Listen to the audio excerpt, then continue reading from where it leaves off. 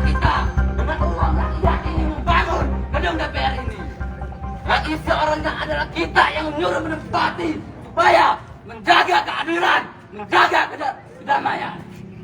Tapi pada hari ini, alhamdulillah bahwa suara kita, aspirasi kita telah didengar oleh Dewan Perwakilan Rakyat. Pemuda di Muratara aksi tolak BBM naik hingga minta berantas mafia peti yang bikin sungai keruh. Sejumlah pemuda yang mengatasnamakan Aliansi Rakyat Muratara mendatangi kantor DPRD Kabupaten Musirawas Utara atau Muratara pada Jumat 2 September 2022.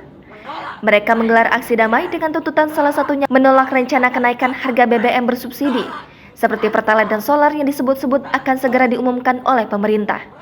Selain berorasi, sejumlah pemuda juga membentangkan beberapa spanduk penolakan kenaikan harga BBM. Ada salah satu spanduk yang bertuliskan BBM naik, rakyat menjerit.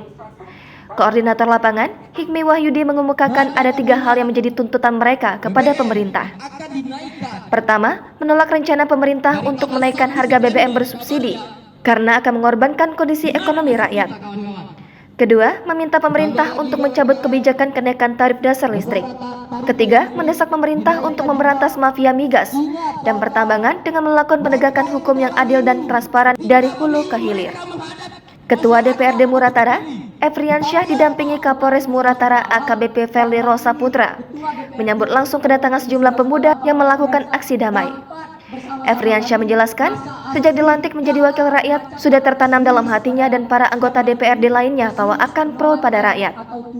Pihaknya sangat mengapresiasi para pemuda yang telah menyuarakan aspirasi mengenai sejumlah keresahan rakyat. Soal permasalahan air sungai keruh diduga akibat dari aktivitas penambangan emas tanpa izin atau peti, Efriansyah menyatakan pemerintah daerah bersama kepolisian telah bekerja keras untuk memberantas. Jangan lupa subscribe, share, komen, dan like ya!